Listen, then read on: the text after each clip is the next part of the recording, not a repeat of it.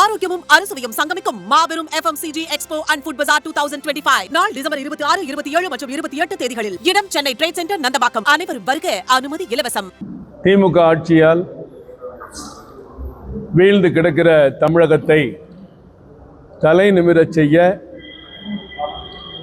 தமிழக பாஜகவின் தலைவர், சட்டமன்ற பாஜக குழு தலைவர் அண்ணன் நயினார் நாகேந்திரன் அவர்கள் தலைமையில் தமிழகம் முழுவதும் தமிழகம் தலை நிமிர தமிழனின் பயணம் வெற்றிகரமாக நடைபெற்று வருகிறது.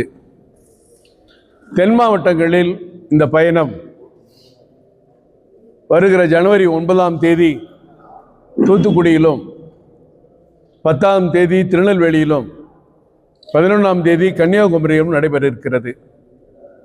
அதற்கான ஆலோசனை கூட்டம், பல்லாயிரக்கணக்கான நிர்வாகிகள், பொதுமக்கள் அந்த யாத்திரையில் பங்கேற்கும் விதமாக அதற்கான ஆலோசனை கூட்டம் இன்று திருநெல்வேலி பாளையங்கோட்டை சட்டமன்ற தொகுதியில் இப்பொழுது நடைபெற்று முடிந்திருக்கிறது. பிற்பகல் அம்பாசமுத்திரத்திலும், மாலை 4 நேரிக்கான கூட்டம் வள்ளியூரிலும் நடைபெற இருக்கிறது என்பதை தெரிவித்துக் கொள்கிறேன். நெல்லையில் நடைபெறுகிற கூட்டத்தில் 25,000 பேர் பங்கேற்பதற்கு தேவையான அத்துணை ஏற்பாடுகளையும் இங்கே இருக்கிற மாவட்ட தலைவர் முத்து பலவேசம் அவர்களும், இந்த பகுதியினுடைய பொறுப்பாளர் முரளி யாதவ் உள்பட நிர்வாகிகள் செய்து வருகிறார்கள். அதற்கான கூட்டம் இங்கே நடைபெற்றுக் கொண்டிருக்கிறது.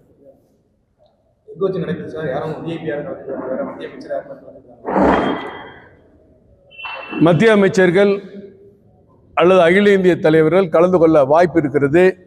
யார் கலந்து கொள்கிறார் என்பதை மாநில தலைவர் விரைவில் தெரிவிப்பார்கள். மகாத்மா காந்தி தேசிய ஊரக வேலைவாய்ப்பு கூட்டியிருக்கிறாங்க மத்திய அரசு. மகாத்மா காந்தி வேலைவாய்ப்பு திட்டம், மகாத்மா காந்தி வேலைவாய்ப்பு திட்டங்கிறத இப்போ பெயர் மாற்றப்பட்டிருக்கிறது. பெயரை ஒரு திட்டத்துக்கு மாற்றலை, திட்டமே மாறி இருக்கிறது.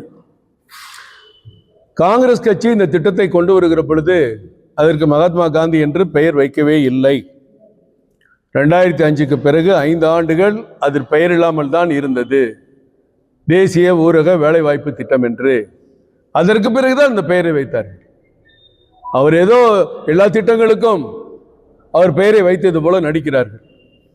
திராவிட முன்னேற்ற கழகம் தமிழகத்தில் உங்களுடன் ஸ்டாலின், எங்களுடன் ஸ்டாலின், ஒருங்கிணைவோம், ஒன்றிணைவோம் என்றெல்லாம் எத்தனையோ திட்டங்கள். முன்னாள் முதல்வர் கலைஞர் அவர்களுக்கு மாவட்டந்தோறும் சிலைகள்.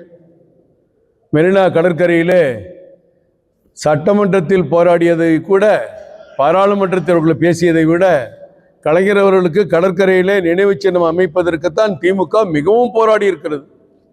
பாரத பிரதமரை போய் சந்தித்தார்கள், முன்னாள் முதல்வர் எடப்பாடி பழனிசாமி அவர்களை சந்தித்தார்கள், நீதிமன்றத்திற்கு போனார்கள்.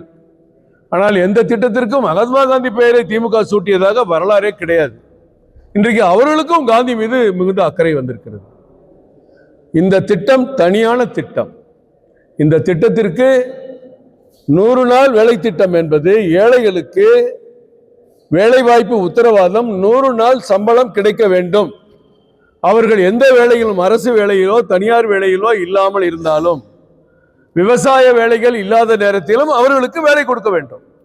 அந்த வேலை திட்டத்தை அரசே உருவாக்க வேண்டும். அப்படி 100 நாள் கொடுக்கப்பட்டவர்களுக்கு இன்றைக்கு 125 நாள் கிடைத்திருக்கிற மகிழ்ச்சியான செய்தியை அந்த ஏழை மக்கள் புரிந்து கொள்ளக்கூடாது என்பது திமுகவின் திட்டமிட்ட சதி. அதற்காக பொய் பிரச்சாரம் செய்கிறார்கள். அடுத்து இந்த திட்டம் செயல்படுத்தப்படுகிற பொழுது அறுவடை காலங்களிலும், விதைப்பு நடவு காலங்களிலும், அப்படிப்பட்ட காலங்களில் விவசாய தொழிலுக்கு பாதிப்பு இல்லாமல் அந்த நாட்களை விடுமுறை நாட்களாக கழித்து மற்ற நாட்களில் 125 நாள் கொடுக்க வேண்டும் என்று பிரதமர் இந்த திட்டத்தை புதிதாக கொண்டு வந்திருக்கிறார். 3வது, முதலமைச்சருக்கு நன்றி உணர்வு இருந்தால் பாரத பிரதமருக்கு நன்றி சொல்ல வேண்டும். பாஜக ஆட்சி அமைப்பதற்கு முன்பாக 100 நாள் வேலை திட்டத்தில் ஒரு நாள் சம்பளம் 148 ரூபா. இன்றைக்கு அதிகபட்சம் 338 ரூபாய் மோடி கொடுத்திருக்கிறார். இந்த 11 ஆண்டுகள் அவங்க சம்பளம் 200 மடங்கு உயர்த்தப்பட்டிருக்கிறது. அதே நேரத்தில் போலியான ஆட்களை வைத்து வேலை வாங்காமல், லஞ்சம் ஊழல் நடத்தி, போலி பட்டியல் தயார் செய்து, பல இடங்களில் பொழுதுபோக்குவதற்கான ஒரு வேலை வாய்ப்பாக அதை உருவாக்கி சம்பளத்தை மட்டும் மத்திய அரசினுடைய 90% பணத்தை வாங்கி ஊழல் செய்து கொண்டிருந்தார்கள். இனி அது நடக்காது என்று பாரத பிரதமர் அவர்கள் தான் முதலாக இந்த வேலை திட்டத்தில் பயன்பெறக்கூடிய அந்த விவசாய தொழிலாளர்களுக்கு, ஆண்களுக்கு, பெண்களுக்கு வங்கி கணக்கு தொடங்கி கொடுத்து அவர்கள் வங்கி கணக்கில் நேரடியாக சம்பளத்தை கொடுத்தார். இதெல்லாம் இந்த திட்டத்தில் கொடுத்த மிகப்பெரிய மாற்றம். இது எப்படி பேசுறாங்க திமுக, காங்கிரஸ்? ஏழை மக்களை ஒழிக்கிறார்கள். 100 நாள் சம்பளம் வாங்கினவங்களுக்கு 125 நாள் சம்பளம் கொடுத்தா ஒழிக்கிறதா அர்த்தமா, வாழ வைக்கிறதா அர்த்தமா? மக்களை முட்டாளாக்க, ஏமாளிகளாக பார்க்கிறார்கள். மக்கள் தான் அவங்களை திருப்பி கேள்வி கேட்கணும். மத்திய அரசு ரயில்வே பயணத்தோட கட்டணத்தை உயர்த்தி இருக்குது. வரக்கூடிய நாட்கள்ல தேர்தலில் வாக்கு வங்கியை பாதிக்க வாய்ப்பு. இப்ப நம்ம கிறிஸ்துமஸ் பண்டிகை, அடுத்து நியூ இயர், அடுத்து பொங்கல். ஆம்னி பஸ் திருநெல்வேலிக்கு 1500 ரூபா வாங்குறவங்க 4000 ரூபா கேட்குறாங்க, 3500 ரூபா கேட்குறாங்க. கேட்க நாதி இல்லை. சிவசங்கர்னு ஒருத்தர் போக்குவரத்து அமைச்சர் உட்காந்து கொண்டு ஆம்னி பஸ் எல்லாம் நான் பேச்சுவார்த்தை நடத்திக்கிட்டு இருக்கேன், குறைக்கணும் சொல்றிய. ஏன் குறைக்கணும்? அறிவிப்பு வெளியிடுங்க. இப்ப இண்டிகோ விமானம் பிரச்சனை பண்ணும்போது மத்திய அரசு என்ன பண்ணிச்சு? இத்தனை கிலோமீட்டருக்கு இவ்வளவுதான் இருக்கணும், உடனே கட்டணத்தை நிர்ணயம் பண்ணி ஒரு நாள் அறிவிக்கலையா மத்திய அரசு? நீங்க ஆம்னி பஸ்ஸுக்கு திருநெல்வேலிக்கு இவ்வளவுதான் வேணும், கன்னியாகுமரிக்கு இவ்வளவுதான் வேணும், மார்த்தாண்டத்துக்கு இவ்வளவுதான் வேணும்னு சொல்றதுக்கு உங்களுக்கு எங்க வலிக்குது? அப்ப நீங்களே எவ்வளவு வேணாலும் வசூல் பண்ணி எனக்கு கப்பத்தை கட்டுன்னு சொல்லி ஏமாத்துறீங்களா மக்களை? அந்த மாதிரி இல்லை தம்பி. இது இன்னைக்கு தாம்பரத்திலிருந்து சென்னை பேரிஸ்கானருக்கு அந்த ட்ரெயினில் போனால் 5 ரூபா 10 ரூபா. டீ காபி கூட இப்போ கிடைக்காது 5 ரூபா 10 ரூபாய்க்கு. சென்னையில் 5 ரூபா 10 ரூபாய்க்கு மின்சார ரயில் ஓடிக்கிட்டு இருக்கு தம்பி மத்திய அரசினுடைய ரயில்வே துறை. இன்னைக்கு என்ன கூட்டியிருக்காங்க? திருநெல்வேலிக்கு வழக்கமாக இப்போ செகண்ட் கிளாஸ் தான் அதிக மக்கள் பயன்படுறாங்க. 350 ரூபால இருந்து 450 ரூபா வரைக்கும் ட்ரெயினை பொறுத்து, எக்ஸ்பிரஸ் ட்ரெயினை பொறுத்து, சூப்பர் ஃபாஸ்ட்டு, சூப்பர் எக்ஸ்பிரஸ், அதை பொறுத்து 2ஆம் கட்டம் பயனடைகிற டிக்கெட் கட்டணம் வசூலிக்கிறாங்க செகண்ட் கிளாஸ்க்கு. அன்ரிசர்வ்டு 210 ரூபா. அன்ரிசர்வ்டுக்கு இன்னைக்கு 210 ரூபா கொடுத்தா இன்னைக்கு எவ்வளவு கட்டணம் உயர்ந்து தெரியுமா? 216 ரூபா 70 பைசா. ஒரு கிலோமீட்டருக்கு 1 பைசா. இது கட்டண உயர்வா? இது கட்டணம் உயர்வா? இல்ல அவங்க சொல்லுவாங்க. நான் கேட்ட ஓம்னி பஸ்ஸை பத்தி கேளுங்க. நீங்க நிர்மல் கேட்க மாட்டீங்க.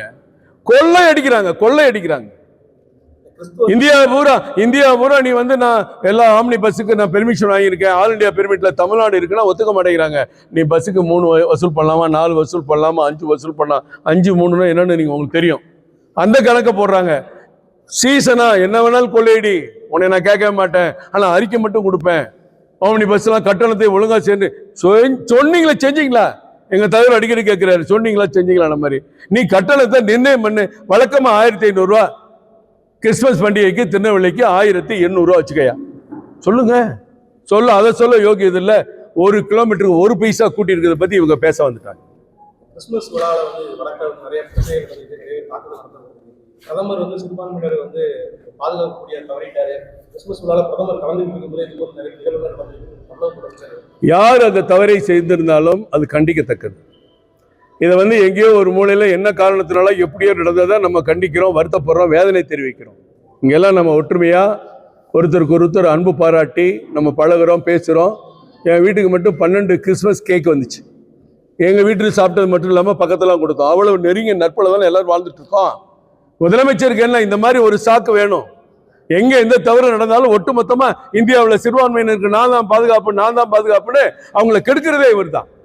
இப்ப பங்களாதேஷ்ல 2 பேரை ஒருத்தரை கட்டி வச்சு தீ வச்சு கொளுத்துறாங்க இந்துங்கிற காரணத்தினால. இன்னொருத்தர் நேத்து கொலை பண்ணிருக்காங்க. இதெல்லாம் நம்ம ஒட்டுமொத்த சிறுபான்மையினர் நம்ம இங்க குற்றச்சாட்டில் உட்கார முடியுமா? அதை அவர் கண்டிச்சிருக்கிறாரா? இவர் மதச்சார்பற்ற தலைவர்னா அது தவறு, கண்டிக்கத்தக்கது. பிரதமருக்கு தெரியாதா? டெல்லி கத்தீட்ரல் சர்ச்சில் போய் உட்காந்து பிரேயர் பண்ணி முழுமையா உட்காந்து எல்லாத்தையும் கவனிச்சு அவங்க எல்லாத்தையும் அன்பு பாராட்டி ஒரு மகிழ்ச்சியை பகிர்ந்து கொண்டு வந்த பாரத பிரதமருக்கு கலகம் விளைவிப்பதற்காக முதலமைச்சர் இப்படி பேசுறாரு. அது கண்டிக்கத்தக்கது. ஒரு உயிரிழப்பு மட்டும் இல்ல, அந்த உயிரிழப்பு பூரணச்சந்திரனுக்கு ஒரு போஸ்டர் ஓட்டினா அதை கிழிக்கிறாங்க போலீஸ். எவ்வளவு வெக்கக்கேடான விஷயம். இறந்தவருக்கு ஒரு நினைவஞ்சலி போஸ்டர் ஓட்டுறத கூட பார்க்க வைத்திருச்சலா இருக்கு. தெரிஞ்சிடக்கூடாது. திமுகவுடைய இந்து மத விரோத அந்த சாயம் கலைஞ்சிடக்கூடாதுன்னு பயப்படுறாங்க. 90% இந்துக்கள் எங்க கட்சியில் இருக்கான்னு சொல்லுவாரு. ஆனா இந்து பண்டிகைக்கு வாழ்த்து சொல்ல மாட்டார். திருப்பரங்குன்ற தீபத்துல விளக்கு ஏத்தணுங்கிறது 1996 முன்னாள் நீதிபதி கனகராஜனுடைய தீர்ப்பு. அப்ப இருந்து இந்த பிரச்சனை இருக்கு. அந்த பிரச்சனையே இல்லாத மாதிரி நடிக்கிறீங்க. அறநிலைய காவல்துறை அதிகாரிகளை பொய் சொல்ல வைக்கிறீங்க. இதுக்கு தண்டனை நிச்சயம் கிடைக்கும், மக்கள் கொடுப்பாங்க. அங்க இருக்கிற இஸ்லாமிய சகோதரர்கள் பூரணச்சந்திரன் இறந்த அன்னைக்கு எங்க மகா சுசீந்திரன், எங்க மாவட்ட தலைவர் மாரி சக்கரவர்த்தி கூட நின்று இஸ்லாமிய சகோதரர் 10 பேர் போராடிட்டு இருக்காங்க. நாங்க திருப்பவனத்தை தீவிரத்தை நான் சொல்றேன், நீ ஏன் தடுக்கிறேன்னு முதலமைச்சரை பார்த்து இஸ்லாமிய சகோதரர்கள் அன்றைக்கு பேட்டியில கேட்டாங்களா இல்லையா? நீங்க டிவியில பார்த்திருப்பீங்க. முழுமையா ஒரு மதச்சார்புள்ள ஒரு கூட்டணி இந்த தமிழகத்தை அமைதிக்கு கேடு விளைவிப்பதற்காகவே திமுக தலைமையில் இருக்க மதச்சார்புள்ள கூட்டணி செயல்படுகிறது. இந்து மக்கள் மற்ற மதத்தினருக்கு விரோதிகள் இல்லை. ஆனா இந்து மதத்தை சீரழிக்கணும், இந்து மதத்திற்கு கேடு விளைவிக்க வேண்டும், இந்து கடவுள்களை அவமதிக்கணும், இந்து பழக்க வழக்கங்களை சீரழிக்கணும் நினைக்கிற திமுகவுக்கு இந்து மக்கள் எதிராக இருப்பாங்க, அந்த கூட்டணிக்கு எதிராக இருப்பாங்க. கரூர் விவகாரத்தை மத்திய குழு வந்து ஆய்வு செய்யறது, கரூர் விவகாரத்தை ஆய்வு செய்யறது போல இப்போ திருப்பரங்குன்ற விவகாரத்தை ஆய்வு செய்யறதுக்கு மத்திய குழு வரணும் அப்படின்னு இந்து மக்கள் கட்சி வந்து கோரிக்கை வச்சிருக்காங்க. எப்படி பாக்குறீங்க? எந்த இது சொல்றீங்க? கரூர் விவகாரத்தில் 41 பேர் உயிரிழப்பு தொடர்பாக மத்திய குழு பாஜக அனுப்பி வச்சது போல திருப்பரங்குன்ற விவகாரத்துக்கு ஆய்வு பண்ணணும்னு இந்து மக்கள் கட்சி கோரிக்கை வச்சிருக்காங்க. நிச்சயம் வருவாங்க. இங்க வந்து நம்ம ஆய்வு பண்றது, ஒரு நீதிமன்றமே தீர்ப்பு வழங்கியிருக்கு. ஒரு தனி நீதிபதி மட்டுமல்ல, 2வது பெஞ்சும் 2 நீதிபதிகள் அமர்வும் அதே தீர்ப்பை வலியுறுத்தி இருக்கு. தீர்ப்பை நிறைவேற்றாது திமுக அரசனுடைய கபட நாடகம், ஏமாற்று வேலை, சட்டவிரோதமான செயல். அப்படி ஒரு சட்ட போராட்டம் நடக்கும் போது நம்ம இந்த குழு இங்க வர்றதுல எந்த அளவுக்கு சட்டத்தின் அடிப்படையில் சரியா இருக்குன்னு எனக்கு தெரியல. அது அவருடைய கருத்தை சொல்றாரு. மக்களை அனுபவிச்சிருக்காங்க. இந்து மக்கள் தாராளமாக போய் மேல இருக்கிற கடவுளை வணங்கலாம், அதுல தவறு இல்லை. அவங்களுடைய வெறுப்பை, காழ்ப்புணர்ச்சியை அப்பப்ப காட்டுறாங்க. அவங்களுக்கு ஓட் பேங்க் செதறுது. இந்த புதுசா இந்த கட்சி வந்த உடனே இந்த ஓட்டை பிரிக்குமா, அந்த ஓட்டை பிரிக்குமா, வெளியில எல்லாரும் எழுதுறீங்க, பத்திரிகையில சொல்றீங்க. அப்ப அந்த ஓட்டை தக்க வைக்கிறதுக்கு பெரும்பான்மை இந்து மக்களை எதிரியா நினைக்கிற திமுகவை மக்களும் எதிரியா நினைப்பாங்க. நீங்க பார்க்க தான் போறீங்க. அது புதிய தலைவர்கள்லாம் எல்லாரும் புதுசாக வந்ததுனால இவங்க பாஜக ஓட்டை பிரிக்க முடியாது, அதிமுக ஓட்டை பிரிக்க முடியாது, திமுக ஓட்டை தான் பிரிக்க போகிறாங்க, சீமானா ஓட்டை தான் பிரிக்க போகிறாங்க அப்படின்னு நீங்கள் தானே எழுதுறீங்க. அதை பார்த்துட்டு அவங்களுக்கு பயம், அதனால அப்படி பேசுகிறாங்க. புதுசாக வந்து கட்சி தொடங்கியிருக்காங்க. ஏற்கனவே திமுக ஒரு வழக்கமாக 3-4 தேர்தலில் வெற்றி பெற்ற கூட்டணியோடு இருக்காங்க. அண்ணா திராவிட முன்னேற்ற கழகம் பாஜக கூட்டணி கடந்த தேர்தலில் 42.83% வாக்குகளை பெற்றிருக்கிறாங்க. இது இன்றைக்கு களத்தில் பெரிய ஒன்றுக்கொன்று எதிரான கூட்டணி என்பதை நிரூபிக்கப்பட்ட கூட்டணி. மற்றவங்க எல்லாரும் எழுதுறீங்க, 10% வாங்குவாரா, 12 வாங்குவாரா, 15 வாங்குவாரா எழுதலாம். அது ஆட்சி அமைக்கிறதுக்கான போதுமானதாக இருக்கான அவங்களுக்கு தான் தெரியணும். இன்னைக்கு நாங்கள் திமுகவை வெற்றி கொள்வோம், எங்க கூட்டணி ஜெயிக்க தான் போகுது. நீங்க 2024 அண்ணன் எடப்பாடி மீண்டும் முதல்வராக அமர் தான் போறாரு, நீங்க பார்க்க தான் போறீங்க. அந்த அடிப்படையில் நாங்கள் வேலை பார்த்துட்டு இருக்கோம். எங்களுக்கு யாரை கண்டும் பயம் இல்லை. அது அவங்களுக்கு இருக்கலாம். அதனாலதான் அவரு இல்லாத ஒரு பொய்யை எல்லாம் இந்து மக்கள் மீது திணித்து திருப்பரங்குன்ற வேலை கஷ்டப்பட்டு இந்து மக்கள் பண்டிகைக்கு வாழ்த்து சொல்லாம ஏமாத்திட்டு இருக்காங்க. அவங்களுக்கு இருக்கலாம். அவரு ஒரு குறிப்பிட்ட சமுதாயத்தை சேர்ந்தவருக்கு, அதனால ஒருவேளை அந்த ஓட்டு வங்கி அங்க போயிருமோன்னு பயப்படலாம். பாஜக கூட்டணி பேச்சுவார்த்தை எந்த அளவுக்கு இருக்குது? மேற்கொண்டு புதிதாக கட்சிகள் வர வாய்ப்பு இருக்குதா? பிரிஞ்சு போன OPS ஆக இருக்கட்டும், சசிகலா இருக்கட்டும், இணைப்பாளர்கள் பேச்சுவார்த்தைகள் நடத்த தம்பி, தேர்தல் நேரத்தில் இன்னும் 4 மாதம் இருக்கு. என்ன வேணாலும் மாற்றங்கள் வரலாம். அதிமுக பாஜக வலிமையான கூட்டணியா இருக்கு. அண்ணன் GK வாசன் அவர்கள் தொடர்ந்து தொடர்பில் இருக்கார், ஜான் பாண்டியன் தொடர்பில் இருக்காங்க, டாக்டர் கிருஷ்ணசாமி அவர்கள் மேலிட தலைவரோடு பேசிக்கொண்டிருக்கிறார். அடுத்து IJK கூட்டணியில் தெளிவாக இருக்கிறது, அடிக்கடி தலைவர்களை சந்திக்கிறாங்க. திரு AC சண்முகம் அவர்கள் இப்போ கூட கட்சி தலைவர்களை வைத்து பேசுகிறாங்க. 2ஆம் தேதி துணை ஜனாதிபதி அவருடைய விழாவுக்கு வருகை தர இருக்கிறார். இப்போ ஐயா வஉசி ஐயாவுடைய விழாவுக்கு கூட எங்கள் தலைவரும் அவர் சேர்ந்து நெல்லையிலலாம் நிகழ்ச்சிகளில் தூத்துக்குடியில் கலந்துக்கிட்டாங்க. அப்போ அதுவும் இல்லை, தேமுதிக 9ஆம் தேதி அறிவிக்கிறான்னு சொல்லியிருக்காங்க. அவங்க கட்சி அவங்க எப்படி முடிவு எடுக்கணும் அறிவிக்கணுங்கிறதுல கடலூரில் மாநாடு நடக்க போது நான் வெயிட் பண்ணுவோம். பாட்டாளி மக்கள் கட்சியை பொறுத்தவரை அவங்களுக்குள்ள ஒரு குடும்ப சண்டை மாதிரி தான் இருக்குது, அதுவும் தீரணுங்கிறதா எங்களுடைய ஆசை. அது எப்படி முடிவு வருதுன்னு பார்க்கலாம். இதெல்லாம் ஒரு பக்கம் இருக்குது. அண்ணன் டிடிவியோ அண்ணன் OPS அவர்களோ அவர்கள் பேசுகிறார்கள், செயல்படுகிறார்கள். ஒரு நேரம் வேகமாக இருக்கும், ஒரு நேரம் கொஞ்சம் குறைவாக இருக்குது, முன்ன பின்ன இருக்கும். தேர்தல் அறிவிப்பு வர்ற வரைக்கும் நம்ம காத்திருப்போம், நல்லது நடக்கணும். நேற்று எங்கள் தலைவர் நயனார் அவர்கள் சொல்லியிருக்காங்க, திமுகவை எதிர்ப்பவர்கள் எல்லாம் ஒரே அணியில் இருக்கணும், ஒன்றாக செயல்பட வேண்டும் என்பதுதான். ஏன்னா திமுகவை தோக்கடிக்கணும். இன்னைக்கு அது வலிமையான சக்தியாக இருக்கும்போது நம்மளும் உங்கள் நோக்கம் என்ன, திமுகவை தோற்கடிக்க வேண்டும்னா உங்கள் நோக்கம்னா அந்த ஒற்றுமையாக இருக்கணும்னு சொல்லியிருக்காரு. மற்ற எல்லாருக்கும் இன்னும் டைம் இருக்குது. இப்போ இந்த பேச்சுவார்த்தை இல்லை, அந்த 23 சீட்டு 33 சீட்டு இதெல்லாம் அவங்கவுங்க கப்சா. அவர் ஒரு ஸ்பாயிலர் அப்படின்னு சொன்னதா எல்லா டிவிலையும் செய்தி ஓடிச்சு. ஒரு வார்த்தை கூட பேசலை. அது தெளிவாக சொல்லியிருக்காரு. எங்களுக்கு ஆலோசனை தான் சொன்னார் பீஸ் கோயல் அவர்கள். அவங்கவுங்க கற்பனையில் செய்தி போட்டுக்கிட்டீங்க. நேற்று எங்கள் தலைவர் பேட்டி கொடுத்துருக்கிறார்.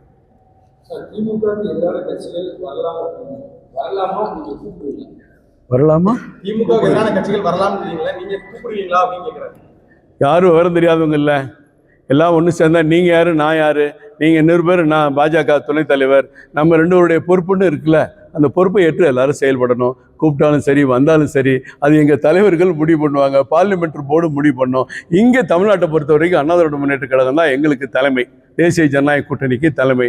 அவங்களுக்குலாம் தெரியாத விவரமா தக்க நேரத்தில் தக்க முடிவு எடுப்பாங்க. நிச்சயமாக இல்லை. செங்கோட்டையன் அண்ணன் எடப்பாடி அவர்களுக்கு 10 நாள் கெடு விதித்தது நமக்கெல்லாம் தெரியும். அந்த கெடு விதிக்கும் போது ஒரு பக்கம் அவரை அண்ணன் பாருங்கள் நீங்கள் ரொம்ப பெரிய ஆளுண்ணே அப்படின்னு சொல்லியிருக்கலாம். சில பேர் என்னையா அவசரப்பட்டு இப்படி சொல்லிட்டாருன்னு நினச்சிருக்கலாம். இன்றைக்கி அவர் வேறு இயக்கத்துக்கு போயிருக்காரு. அவருடைய அனுபவம் என்ன, புரட்சி தலைவரோட இருந்தேன், புரட்சி தலைவியோட இருந்தேன் அப்படிலாம் இருந்தேன். என்னவர் இன்றைக்கி அங்கே ஒரு இடத்துல இருக்கார். அங்கே எப்படி இருக்காரு என்னன்னு தெரியும், அவர் மனசுக்கு தான் தெரியும் எப்படி இருக்காருன்னு. அவங்க வரப்போகிறாங்க, இவங்க வரப்பாங்க, ஊருக்கு போக போகிறாங்க, இவங்க படுக்க போகிறாங்க, அவங்க எந்திரிக்க போகிறாங்கன்னு சொல்கிறதெல்லாம் ஒரு நெரேட்டிவ் செட் பண்ணுறதுக்கு அவங்கவுங்க யாருக்காக எந்த பத்திரிகை எந்த மீடியா எப்படிலாம் செயல்படணும் ஒரு திட்டம் இருக்குது. அது அவங்கவுங்களுடைய பத்திரிகை ஜனநாயக சுதந்திரம். அப்படி செய்திகளை உருவாக்குறதுக்குன்னு ஒரு கூட்டம் இங்கே சோசியல் மீடியாக்கள் நிறையா இருக்குது. எது எப்படி இருக்கோ தெரியாது. 26 அண்ணன் எடப்பாடி தலைமையில் தேசிய ஜனநாயக கூட்டணி இங்கே ஆட்சி அமைக்கும். அண்ணா திராவிட முன்னேற்ற கழகம் மிகப்பெரிய வெற்றி பெறும். பாஜக கூட்டணி வெற்றி பெறும். இடத்துல பொது இதில் நம்ம விவாதிக்கிறது தவிர அவங்க உள்கட்சி பிரச்சனை. ஐயா ராமதாஸ் ஐயா அவர்களும் நமக்கு வேண்டியவங்க தான், அவங்களையும் சந்திச்சிருக்கோம். அண்ணன் அன்புமணி அவர்களோட கூட இப்போ ஜாதிவாரி கணக்கெடுப்பில் ஆர்ப்பாட்டத்தில் நான் தான் பங்கேற்றேன் நம்ம கட்சி சார்பாக. அப்படி இருக்கும்போது அந்த பிரச்சனையை நம்ம பேசி விவாதித்து முடிக்க போகிறதில்ல. அவங்களுக்குள்ள தெரியும் எது நன்மை எது தீமை, எப்படி நம்ம மறுபடியும் கட்டி காத்து உருவாக்கின இயக்கம் மறுபடியும் எப்படி அந்த முழு பலத்தோடு இருக்கணும்னு அவங்க முடிவு பண்ணுவாங்க. 2 பேரும் பெரிய தலைவர்கள் தான். அவர் வாயால் சொன்னால் அதுக்கு ரொம்ப மரியாதை இருக்குன்னு நினைக்கிறேன். நன்றி.